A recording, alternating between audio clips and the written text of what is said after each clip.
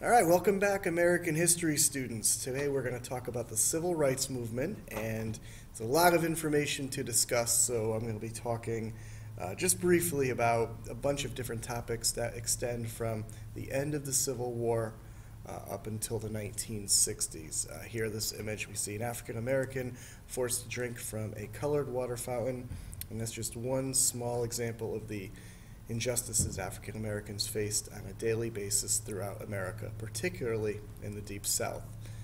14th Amendment was passed right after the end of the Civil War for Reconstruction, and that gave African Americans citizenship, so that was a positive step for African Americans. And the 15th Amendment gave African American men the right to vote. However, with Jim Crow laws and the KKK and literacy tests and poll taxes, there were many ways in which African Americans really didn't have the right to vote. Really, it was a name only, and it didn't actually happen until the 1960s. It was a long time African Americans had to wait. So as we said, Jim Crow laws, this is the segregation. The South legally kept African Americans apart from North, and it was also particularly true for some parts of the North as well. So governments in the South passed a series of laws to enforce the segregation. And by 1890, all Southern states had legally segregated public transportation in schools. When African Americans fought it went terribly wrong. And that would be the case Plessy versus Ferguson. Homer Plessy bought a ticket for a first-class train. It was a staged arrest. He got arrested on purpose to try to reverse the segregation laws, but really it just made segregation legal throughout the land. Homer Plessy was only 1/8 African American. I don't even think this picture is accurate because Homer Plessy could pass for a white person if he had wanted to. And we also see the rise of the KKK, which was formed in direct response to the end of the Civil War and the freedom of the slaves. And the KKK was protected under the First Amendment and still are today. Here's an image of the KKK with their masks, so their identity is concealed. And here's an example of the effects of the KKK, and we have a few African American men here that have been lynched, and you can see a crowd of people in the background. In 1909, W.E.B. Du Bois helped create the NAACP, the National Association for the Advancement of Colored People, and that was a nice positive step in the civil rights. And NAACP is still active today. So many African Americans served their country during World War II. They're fighting in the name of freedom to stop the evil Nazis and the Japanese who were trying to take over the world and take away freedom for everybody. And African American men were instrumental in the success of this country, yet they came back to segregation. Jackie Robinson broke the color barrier in Major League Baseball, and baseball was the #1 sport in America at the time. And Robinson played for the Brooklyn Dodgers, very brave, faced countless taunts and beanings. He was hit by more pitches his first year in the league than any other player in all of Major League Baseball. Players would intentionally spike him to try to hurt him, and he faced segregation traveling on the road, couldn't even stay in the same hotels as his teammates in some cities. But even in cities like Philadelphia in the north, he faced extreme prejudice, particularly from the Phillies manager. So Robinson was a true hero and a civil rights leader. Brown versus Board of Education, we talked about this in class, and this is going to reverse the Plessy versus Ferguson case. And this ruled that separate is not equal, and they used the Dahl test as part of this testimony to show that being separated makes African Americans feel inferior and has long-term consequential effects. Rosa Parks became a national figure when she was arrested on December 1st, 1955, refusing to make room for a white passenger.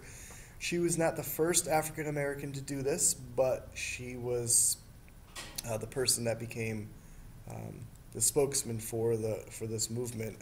She was 42 years old. She was an active member of the community, and she was very brave and defiant. And this led to a year-long boycott of the buses in Montgomery, and it worked. A year later, the ban or the segregation was lifted.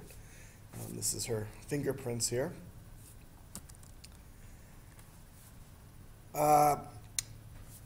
So here is an image of the bus that Rosa Parks was arrested on, and that is her above being fingerprinted. This one here is Rosa Parks, not this one. The Montgomery bus boycott lasted for a year, and African Americans banded together. They refused to get on the bus. 90% of them didn't ride the buses to work. They walked, they rode bikes, they carpooled. Taxi cab drivers would charge 10 cents per ride, which is the same rate as a bus ride.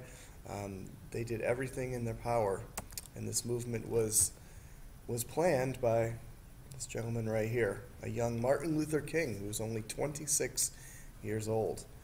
Martin Luther King met death threats because of his support. His house was firebombed, as well as 4 black Baptist churches. Unbelievable the way that African Americans could stand up to their oppressors, and just incredible bravery. Here's Martin Luther King, arrested, and he was a believer in nonviolent protest, the idea that it's okay to break a law if it's unjust. And it's called civil disobedience, all right? And he got his ideas from Mahatma Gandhi, who was fighting the British peacefully in India a decade before him. So eventually the Montgomery bus boycott comes to an end about a year later. It was a major victory for African Americans. A few years later, in 1957, we have the Little Rock Nine, where 9 brave African American children desegregated the high school in Little Rock, Arkansas, and they had to be escorted by the National Guard nearly every day to school because it was so unsafe for them. Incredibly brave, these young people. There's Gandhi, who we spoke of before. Kind of looks like Prem a little bit, right, class? So, Martin Luther King and his group, the Southern Christian Leadership Conference, they're going to start trying to desegregate other aspects of society. We have the sit-ins here, where these gentlemen are sitting at a lunch counter, knowing they will not be served, and they will sit there all day, enduring countless taunts and having cigarettes put out on them, and coffee poured on them, and ketchup and mustard poured all over them. But they did not fight back, not with violence. They're standing up for their rights peacefully, and it was extremely effective.